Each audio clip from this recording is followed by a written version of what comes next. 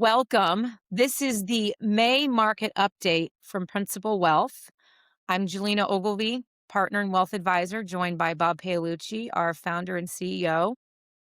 Bob, we had to re-record this because I forgot what month we were in because the title is spring loaded, but it doesn't quite feel like spring. It was 41 this morning. You know what? Nobody's going to know, Julina. It's okay. Okay.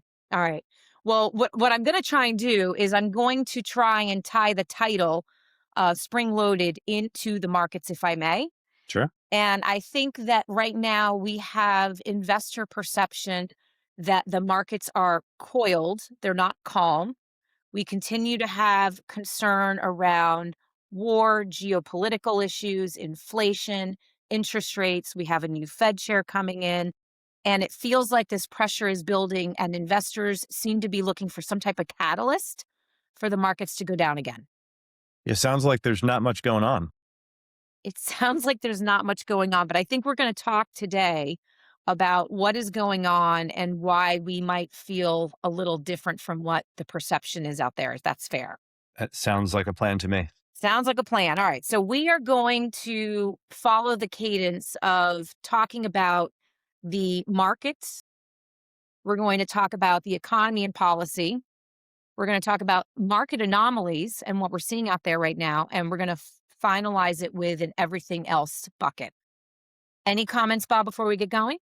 Nothing yet. Obviously, lots going on. You had a market that bottomed really the last day of March and has more than recovered since then.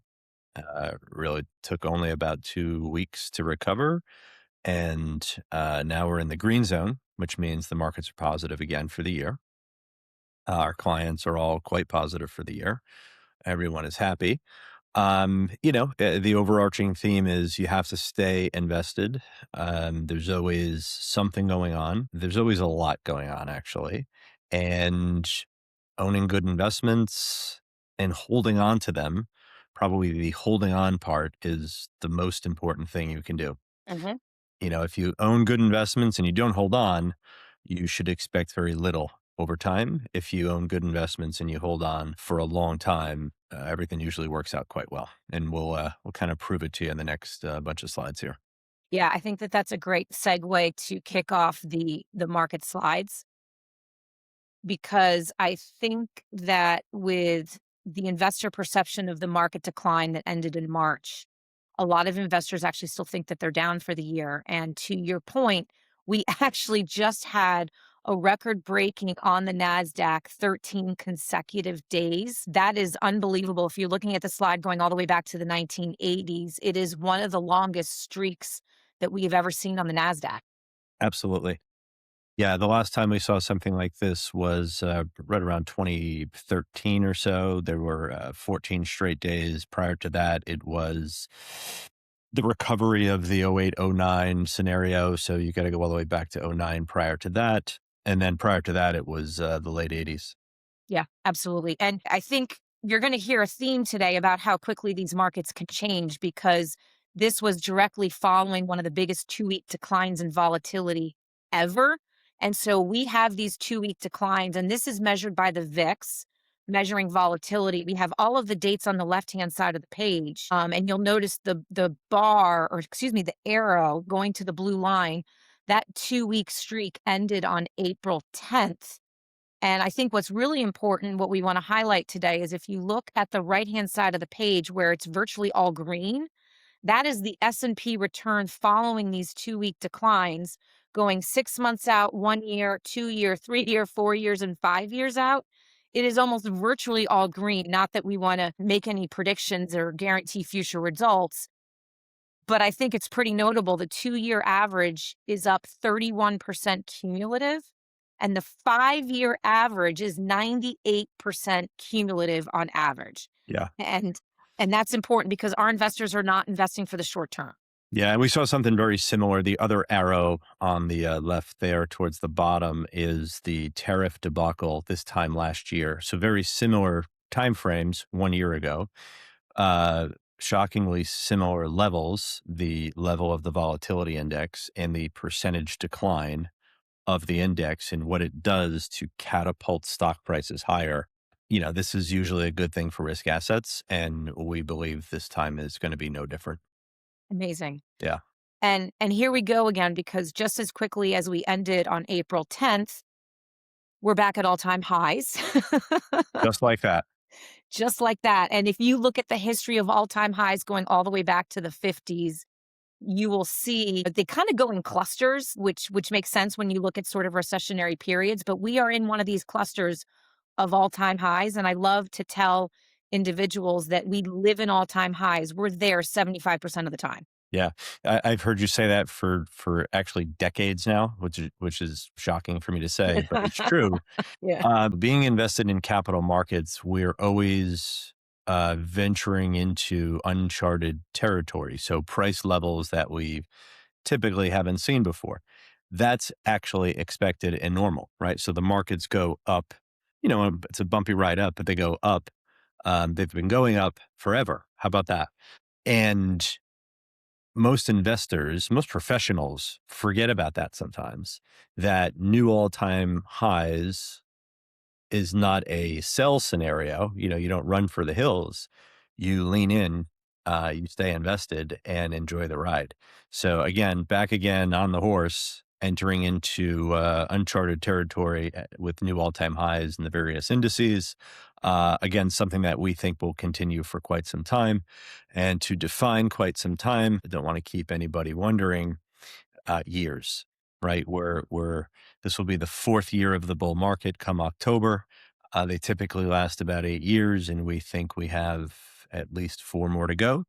There are black swan events that can happen at any time, but if you look at the backdrop for the continuation of an economic expansion, capital markets expansion, it's there. Mhm. So we believe we have some time to go, and there should be many more new all-time highs on the horizon. Bob, I've also heard you say over time that we've never hit all-time lows. Right. Yeah, nobody talks about that. There's never a new all-time low, No, right? The no. new all-time low would be 0. Yeah. And And I don't think we'll be making one of those ever. yeah, better hope not. Right. So let's talk about some of these reasons for new all-time highs. And we love to talk about valuations. Valuations, it's so funny again how quickly things can change. But back in October of last year, there was all of this concern about the markets being expensive. Are we entering a bubble? And we talked about this in our last webinar, but we've gone from this expensive to cheap scenario, and yet we're at an all-time high. Yeah, so how quickly things can change. So you think back to October and November, and you started to hear this bubble talk. Really, what they were talking about was the valuation, the PE ratio on tech stocks, right? And the market to a degree, which is very heavy tech stocks. The PE ratio is a little elevated. Again, we don't think it was that elevated. We thought it was more fair value than anything. So what happened? Well, big institutional investors stopped gobbling up tech stocks for about a 5-month period of time. And while that was happening, there wasn't a ton of buying at the mega cap tech level. What was happening was those mega cap tech stocks were reporting earnings that were shockingly higher. So price to earnings ratio, you take the price divided by its earnings and you have your PE ratio. Well, what happens when the price doesn't really move, or if anything goes down a little, but the earnings part, the E, goes up dramatically? Well, what happens is you redo that calculation and the valuation level goes lower, meaning technically the stock is trading at a pretty significant discount, a much lower valuation, which if measured about 3 weeks ago, proved it out. A lot of those big tech companies were trading as cheap as they've ever been from a valuation standpoint. A bunch of institutions, in addition to companies themselves, bought shares. For the companies themselves, they bought shares back of themselves. And for institutions, they just gobbled up a bunch of shares very cheap, which we also did lightly for our clients at the bottom of the market, which was right around, again, the end of March. But you still have valuations. They haven't risen much because earnings continue to rise faster than price. And that's a really good scenario if you're an investor. Yeah, absolutely. And as we're showing on this next slide here, when you look at the first quarter of 2026 and S&P reported earnings so far, I think 10% are in, as we're highlighting in red, but 92% are beating their estimates. Yeah, by a pretty significant margin. So generally in life, we love positive surprises, right, Julina? We Nobody do. likes a negative surprise. Nope. Nobody likes to walk out into the parking lot and realize that their battery died in their car, whether it be a traditional car or an EV. If it's an EV, you're toast. Um, we all love positive surprises. And guess what? So does the market. Nothing makes the market smile like positive earnings surprises. And it is getting a heavy dose of positive surprises, which in turn is rewarded with higher prices. Right. And when you're looking at these surprises, you have to also kind of look a little bit further out and look at what the earnings forecast is for the next year. And what's also interesting is the estimates for earnings for 2026 broken out by quarter here between February's estimates and April's estimates jumped significantly. Yeah, I mean, you're seeing just about a 30% jump in earnings outlook. Keep in mind, these are the companies themselves who put out guidance of where they think their company's earnings will be. There's only downside if they don't meet the number, right? So typically what you see is their estimates for future earnings growth is conservative. Right. So ultimately, a lot of the CEOs and CFOs and the people that put these estimates together for the companies themselves, they're compensated based on achieving these results. Make sense? Yes. So to a degree, they can adjust the bar and they usually guide cautiously. The reality is actual earnings come in much higher, hence the positive earnings surprises. So this is shocking to see that estimates are this high. I can't wait to see the actual results, which I'm going to go with are going to be even higher. And Bob, you say this because you've been saying this for years, and that is in fact what has transpired over the last number of years. We have a 30-year data set that we can show you. Yeah. Yeah. And and something else that we've talked about that has always given us reason for optimism is the cash that's been on the sidelines. We have talked about this for years. The cash on the sidelines has actually surpassed what we saw in the pandemic. It surpassed what we saw in the financial crisis. And we've always talked about, well, what happens when that cash starts to move? And if you look at this slide here at the flows of money markets, that blue upside down V-shaped, it's starting to move. Yeah. So we talk about the $8 trillion sitting in cash on the sidelines, which is larger than way larger than levels that we had during COVID when the government, in essence, injected all of the government's cash back into the economy and into the hands of businesses and people. We are 50% above that still. This chart is deceiving. It's really the 12-month move, the 12-month trailing flow of dollars into bonds, into equities, into cash, out of equities, out of bonds. And what you see is there's always a trickle that goes into bonds, and that's normal computerized quantitative rebalancing. One that kind of goes positive, negative, positive, negative, positive, negative is the equity line. But you see that there's positive flow into equities. So if you have, there's three asset classes here. If you have positive flow into bonds and positive flow into equities, well, what does that mean? Well, that means there's negative flows coming out of cash. Uh-huh. Right. We always say cash usually goes where it's treated the best. And with the Fed over the past year and a half cutting rates by, a little more than 100 basis points or so, and very likely another um, two cuts on the horizon, maybe more, and we'll get to that in a bit. Cash is looking like, you know, a not so good investment right here and maybe for the foreseeable future. And a lot of institutions and investors agree, hence the decline in cash levels from money markets and the increase in investment in bonds and equities. Absolutely. That's what that shows. And again, the powerful force that is liquidity on the sidelines, when it exits the sidelines, in other words, when it comes out of cash and goes into other securities, those other securities uh, usually benefit quite well. Absolutely. And Bob, you're a boat owner, so I'll say it's a rising tide lifting all boats. You can say that. Sure. Okay. Yep. Yeah.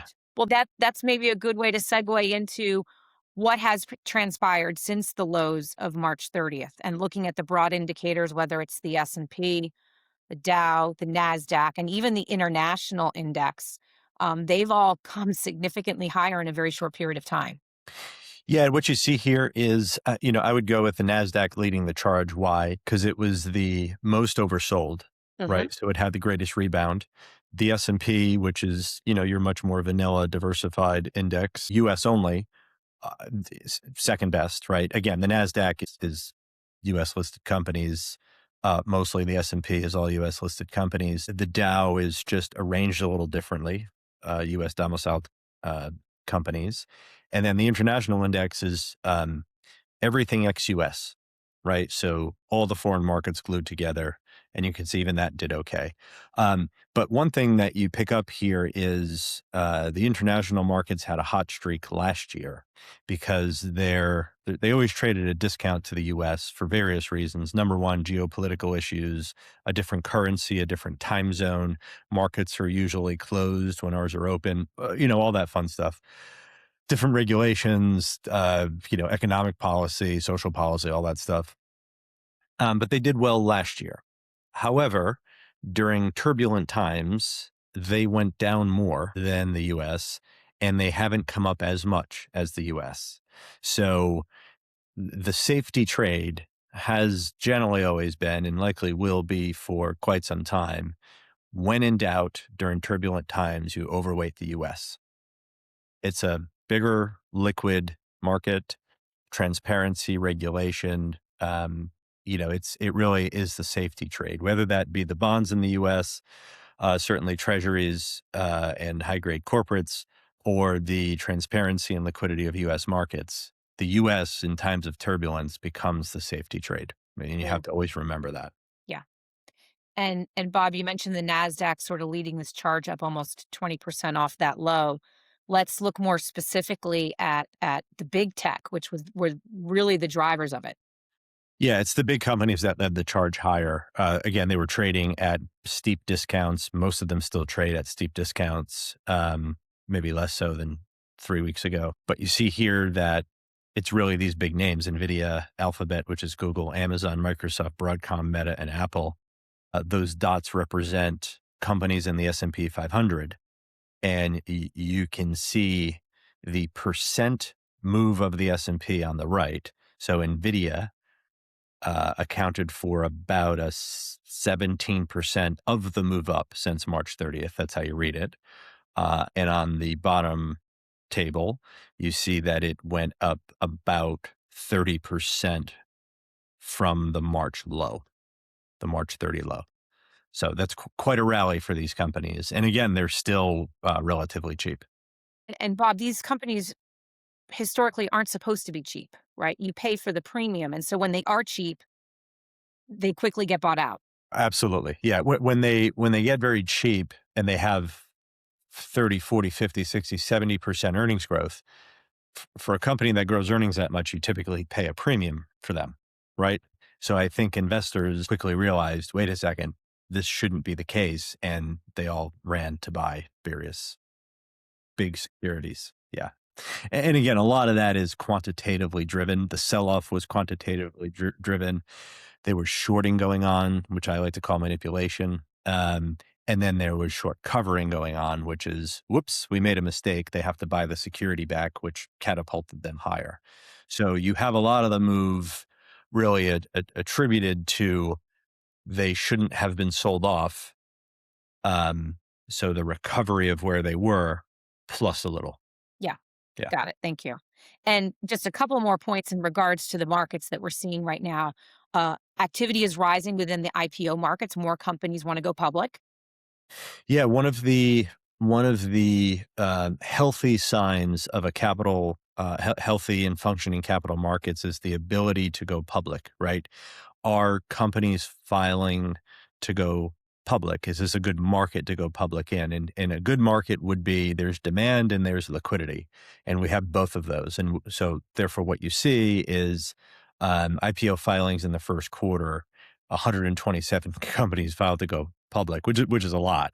It's the highest level we've had in 3 years. So there's a big pickup in companies wanting to go public because this is a great setting to do so, and should be for quite some time. Absolutely. We are also noticing that M&A is picking up a lot of steam. We're looking here at a sector breakdown of deals more than 100 million and, prominent sectors to take note of: technology, consumer products and retail, power and utilities, which is a theme that we've been talking about for quite some time. Life sciences seem to be leading this charge. Yeah, so insurance, it's just up there because it's a interesting environment for insurance companies, and there's not a lot of activity, and year over year, it's about a 50% decline. But you look at other critical sectors, one being power and utilities. Keeping in mind, artificial intelligence requires lots of power, Hmm. lots of pull on the grid, the need for electricity and gas and data storage and memory and various materials. There's a massive amount of deal volume that we're seeing, and very likely a lot more on the horizon. So again, IPOs and then mergers and acquisitions. Again, when you see a pickup in M&A activity, it usually means the conditions in the capital markets are ripe for it, and the regulatory environment is ripe for it. And we have both of those right now. And that's usually very good for the capital markets. Okay, great. And I think that's a great way to sort of conclude the markets portion. And in just summarizing that our optimism still remains despite some of this volatility that we've seen. Again, we have seen such quick recoveries coming from them, and a lot of reason for optimism and new all-time highs going forward. So let's shift to the economy and policy. We're going to start with the Fed as we have in the past, because we are about to say farewell to Fed Chairman Jerome Powell. And we are now looking at Kevin Warsh and looking at him taking the reins. And I think it's a good reminder, it was for me in particular, that these transitions are never overnight. They do take some time. And so what we're highlighting here is the transition from when the nomination is announced all the way through to when the Senate confirms the vote can take months. Yeah. And we've seen this historically with the past four. Yeah. So this is normal, right? There's always bickering and delays and pushback. This is completely normal. Actually, this week we just had a Fed meeting where the Fed didn't cut interest rates, but Powell did say, hey, I will make sure that this is a smooth transition to Warsh, and wouldn't have it any other way. So I know the rumblings in the media, they like to create a bunch of gossip and emotion, but Powell put all of that to bed with his comments that said, yeah, of course, this is going to be a pretty straightforward process, just like all the other times we've done this. So what that means is you'll typically get, this delay of 2 months or so, let's call it, which means Warsh will probably be in his seat sometime in July, if that makes sense, based on the lag time of prior Fed swaps, right? And we have all of them on the chart for you to see. So I don't want to say this is a nothing to see here slide, but take a lot of the emotion out that you hear on TV and read in the paper. He'll probably be in that seat come July, maybe June, probably July. Okay. And as we've discussed in past webinars, we had mentioned the fact that we didn't think they were going to cut rates, raise rates, that they would leave it level. We've talked about inflation a lot. And I think what's really interesting is if we're looking at Warsh, we may need to look at inflation in a new way.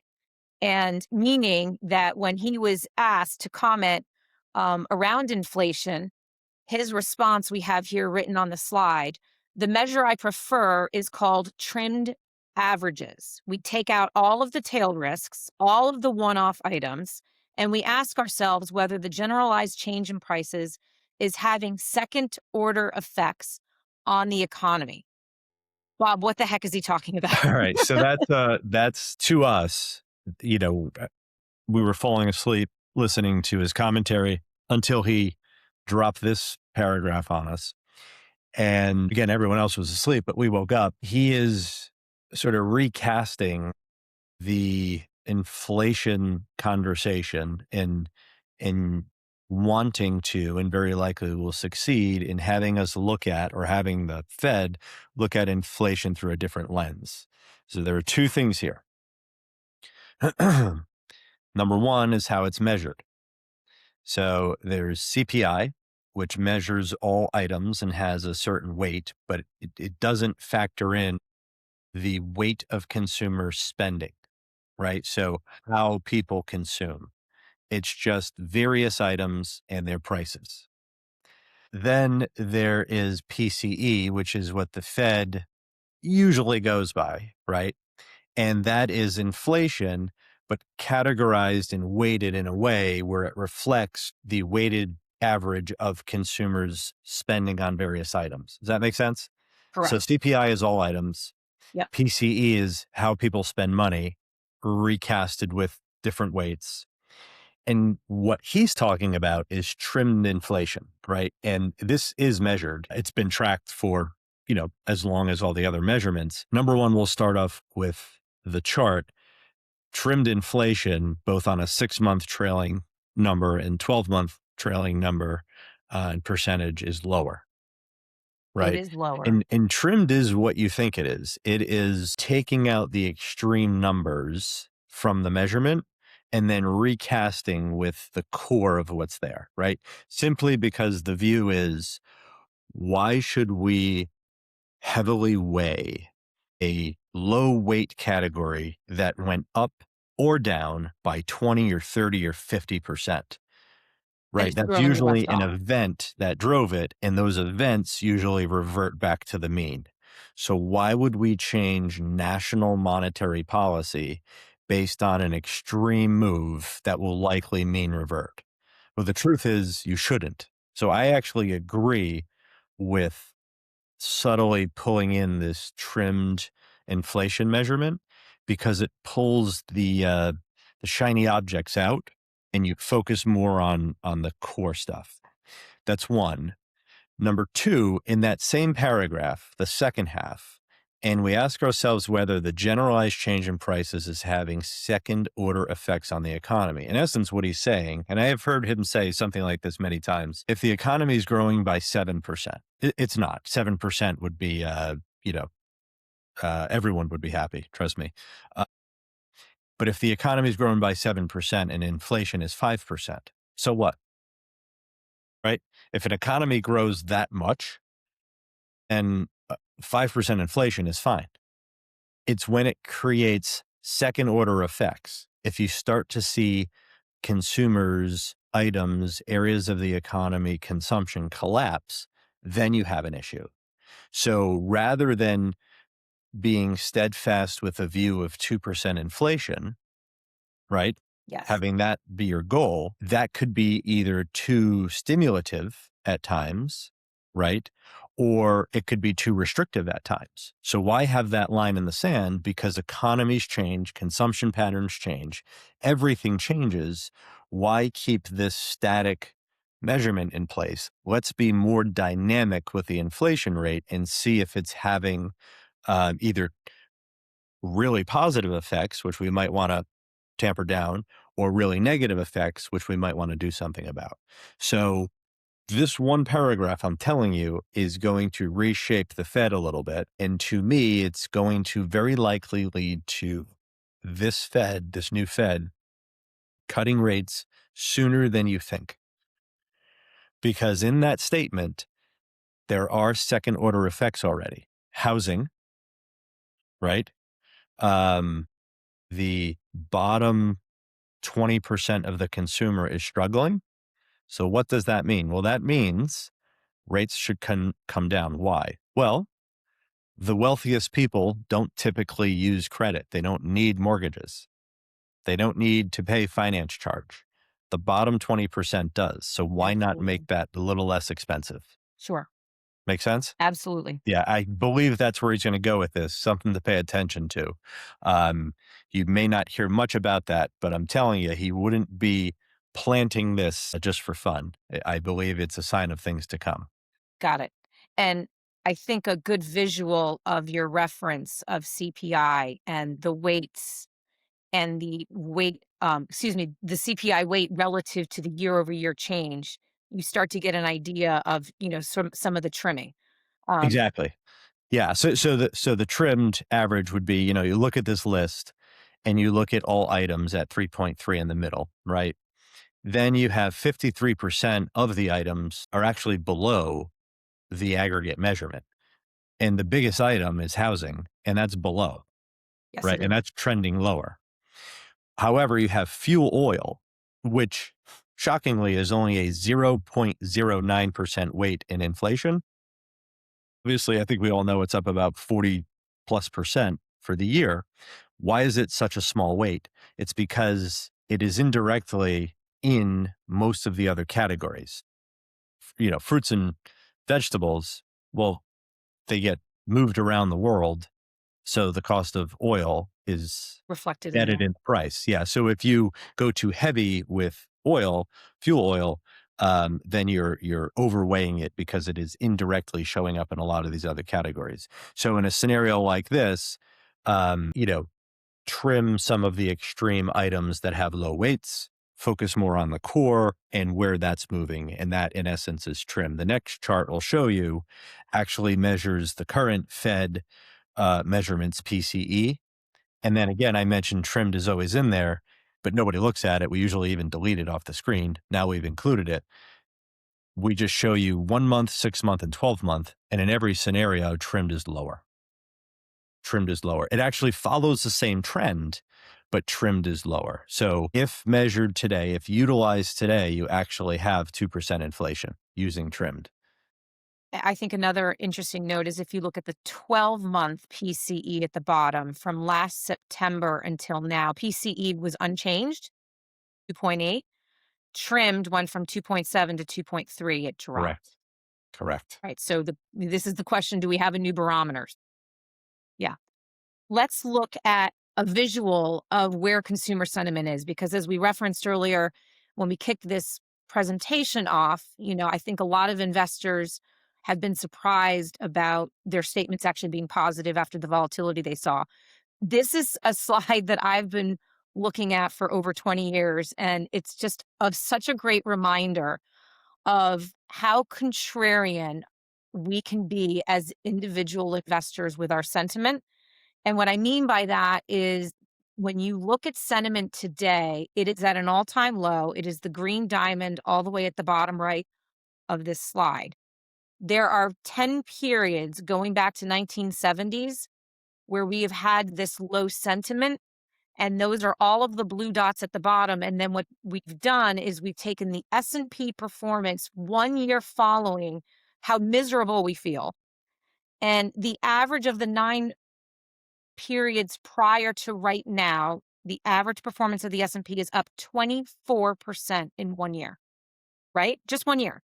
And by the way, if you want to look at the blue dots at the top, when we feel the best, the average performance of the S&P following that is 4.8%. That is Yep. a magnificent difference. Huge difference. So hence buy on the bad news. I would add something to this. It's buy on bad sentiment or, sour feelings. You always want to invest usually during these periods because the year forward, is usually quite spectacular. Yeah. And You and I love to make fun of the media, but I think that this is such a great example of how the media can detach our emotions from the reality. Yeah. So, Yeah. And I think, again, a lot of these data points, when you have influence of media, both print, television, podcast, radio, politics has become more popular than sports talk radio. It's become more popular than reality TV. Politics has become more popular than the Kardashians, right? Because it yanks at our emotions, right? And it's not going away. It's only ramping up. Everything is now political. The media used to be neutral. They would never show their colors of their affiliation. Now they just say it, and they're okay giving biased views on both sides. And I think when that's what we listen to, there's always going to be finger pointing and usually negativity. There's not a lot of positivity unless there's like a pet adoption that they're talking about. I would expect consumers and people in general, if they are tuning into all of this crap, to be sour for the rest of our existence. So hopefully everyone can find a channel that's independent or turn the TV off and do your own homework. But if we continue to believe and listen to the web and everything that the media says, we're going to be unhappy for the rest of our lives. So hopefully people can break free of this. I would expect more sour sentiment, regardless of all the good that's happening in the world, for the foreseeable future. So that also means that could lead to good markets if this is a contrarian indicator. How about that? how about that? Yeah. Yep, absolutely. And I think just a couple more points on the economy and some reason for optimism. We've brought this up before, but we have this productivity boom with AI. And I love this visual as we compare it to the PC adoption in the 80s, the internet in the 2000s. We would argue that we're just at the beginning of this boom. We have a lot more room to go. Yeah. Again, this is a relative chart. It's not absolute. It's not like things were more efficient in the 60s. If this were an absolute chart, that's how it would show. This is a relative chart, right?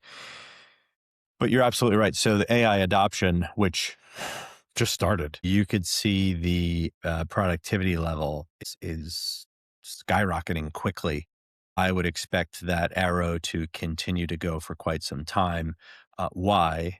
Well, if you tie um, the average worker and the average in any industry, the output will likely get better. Why? Well, because AI, as we believe, will act as a wonderful assistant to help you do things better, faster, more efficiently, all that fun stuff. I think this is just the beginning of a wave of efficiencies, both in the economy and in the capital markets. Yeah, absolutely. A last point, I guess, on the economy and policy is tariffs, right? A huge discussion that we've had so far this year, and what we're looking at here specifically is the Supreme Court ruling on the non-IEPA part of the tariffs, and you have predominantly six sectors or industries, I'll call it, sort of bucketed together at the bottom of this page. Technology, media, telecommunications is just one. Then you've got industrial products and manufacturing, consumer products, auto, pharmaceutical, medical devices, energy, utilities, resources.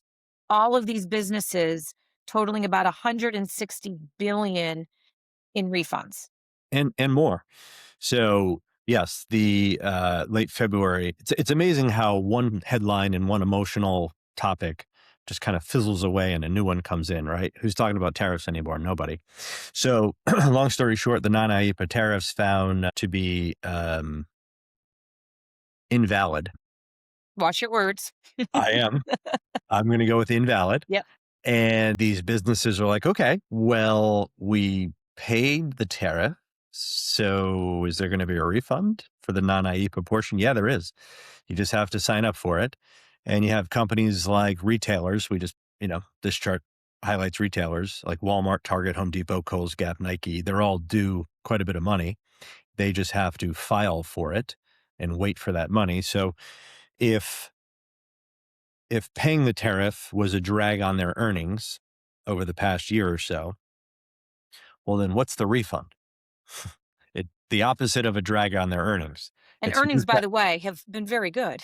What's that? Yeah, absolutely. Right. And the earnings have been good. So there's about to be a refund that will act like a windfall of cash coming, not to mention recasting the new tariff rate lower for a lot of these companies. That should mean both a windfall of cash plus higher earnings for a lot of the companies that were subject to this on the horizon. Yeah, absolutely. So, Another reason for optimism. yeah.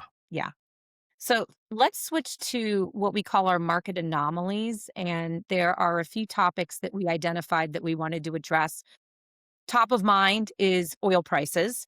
And what I think is really interesting about this slide is it heading lower in the near term? And what we mean by that is if you look at future prices, relative, whether it's a 3-month futures price, a 6-month, or a 12-month, they're all heading lower. That's Yeah. a pretty good trend. Yeah. So there's no shortage of oil here in the United States, yet oil is higher. Why? Well, because I've always said with commodities, we don't invest in commodities because it is the land of hedgers and speculators. The futures market is typically set up for hedgers and speculators, right?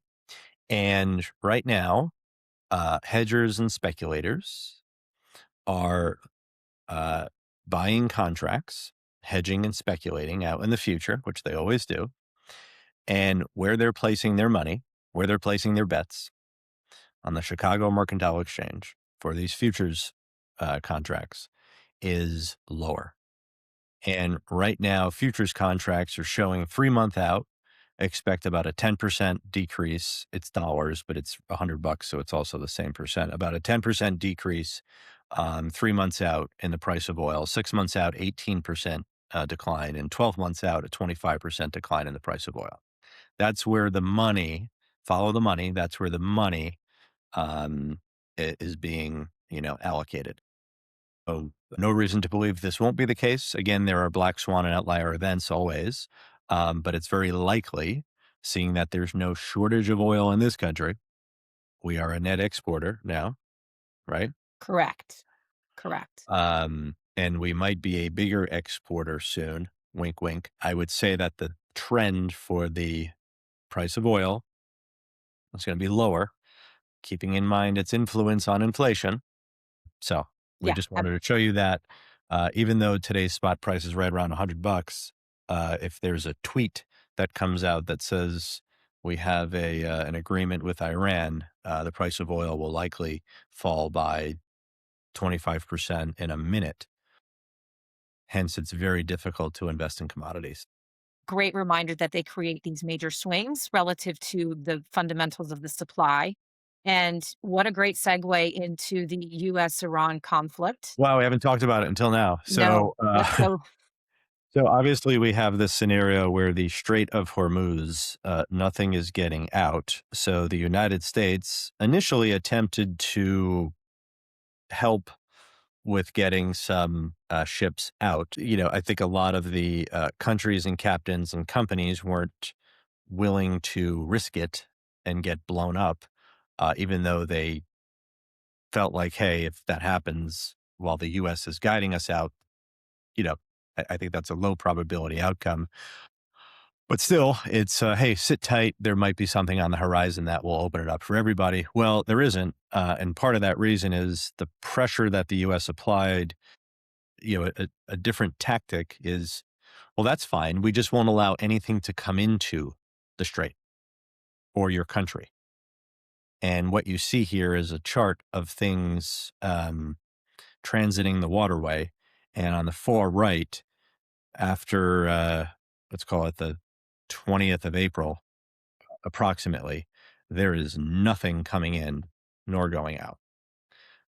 Also, understanding that most of what goes out is benefiting Asia, very heavy exposure to China, Hmm. and they need oil. Not nearly the same effect as on us. Correct. Yes. That's which is a very important note. Yes. So we'll see what happens, but I think ultimately this is a financial sanction a weird way to do it, but it's a financial sanction that will probably put lots of pressure on Iran, their economy, their people, and very likely those who have stuff in the strait awaiting delivery. I think whoever is awaiting delivery will probably apply some pressure. Exactly. And as you love to say, Bob, more to come. Yeah. So let's talk about software because we've seen this notable drop in the price of the stocks, which is shown on the far right hand side. But there's a couple different things going on because when you look at the left hand side, you see that the jobs are rising. When we say jobs, we're talking about the developers, right? So what's going on here? Yeah, same sector, very strange things happening. So Yeah. so the overarching theme is if you're a software company, AI will figure out how to replicate your platform or your software. And to a degree, I mean, that makes sense, right? But that has nothing to do with usability, right? A lot of these software platforms have created a very usable, easy to understand, high use value platform. Hmm. There's one thing to have create fields, plug and play, everybody understands how to use it. There's another thing to create a back end program, using mainframe software that nobody understands anymore. That's what coders do, right? So I think that the risk is probably overblown to a degree, um, because you could see that software stocks have fallen quite a bit on the right, but on the left, software companies are hiring people like crazy. Right. So they wouldn't be doing that if they were going out of business or didn't have any money or didn't have any liquidity or couldn't borrow money, so on and so forth. What's very likely happening is the software companies are hiring coders. They're using AI. They're hiring coders to use AI to help them improve, tighten up the processes, so on and so forth. So I think the truth is somewhere in the middle.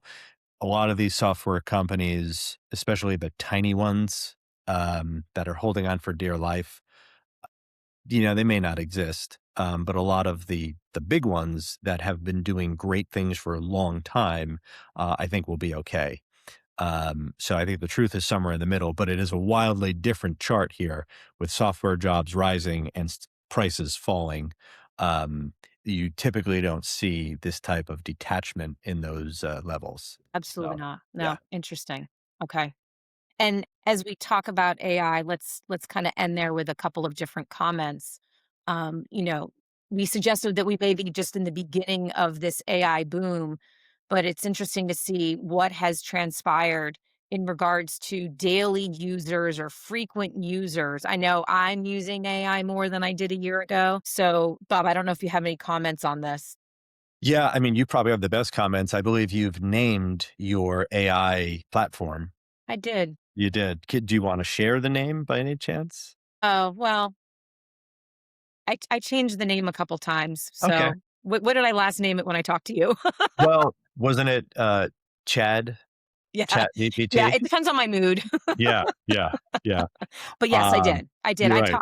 I have found myself talking to it more in like almost like a normal conversation. Yeah, Chad GPT Mhm. is what you called it. Great. Yeah. So this chart really shows you the usage. Again, this is through the lens of employees, right? So really the workforce. But we'll show you other charts in the future that show you outside of work, people are using it as well. But just really a big pickup, both between the frequent users and daily users. And you add those two groups together, you get total users. And about half the workforce is using AI already. Half of the entire workforce is using AI. And again, our view, we will say this until we're blue in the face, is AI will be the great assist. It'll be a very great assistant to helping you run more efficiently, smoother, get answers quicker, get the right answer sooner. Will identify tripwires. Again, there will be very many use cases for AI, all of which you have to pay attention to, and you can't just blindly trust this stuff. But it should create lots of efficiency. Yeah, Yeah, absolutely. yeah, And and we are going to use AI to say Happy Mother's Day on behalf of everyone here at Principal Wealth to all of the mothers out there. That's right. And I know you just added in this little tidbit over here on the left this morning, so I'll let you go there. Yeah. So, hey, ChatGPT, can you remind me when Mother's Day is and remind me each year forever? And of course, its response is here's the reminder, click on this button, and it'll actually set a reminder for you. It reminds us all that Mother's Day, if anyone was wondering, is celebrated on the second Sunday in May each year. This year, it falls on the 10th. And it also reminds me that I've set up a reminder. So every year going forward, you'll get a nudge at 9 a.m. So you have time to plan something thoughtful, or how smart and kind of them, or at least avoid the last minute scramble. But let's go above and beyond. If you want, I can also remind you a few days before each year, a much safer strategy. Well, thank you, you kind robot. We also put the robot on the right, who, in lieu of anyone forgetting, if you get this robot and you program it, it will show up with flowers and wish anyone a happy Mother's Day. So, I'm just wondering, I'm going to go into Chad later and I'm going to ask Chad to remind me about Mother's Day. I would love to see the response that I get. So, yes, yeah. yes. So again, happy Mother's Day to all, and happy soon to be summer to all. We will see you in about a month. Again, there's a lot going on. There will be more that goes on, and the backdrop in the capital markets will price what's going on accordingly. But foundationally, there's a lot of good stuff going on. You can't forget about that. Yeah. And as always, if anyone has any questions, please feel free to reach out to any of us here at Principal Wealth. And Bob, thank you as always for your insight and looking forward to our June comments. Happy Mother's Day. Happy Mother's Day.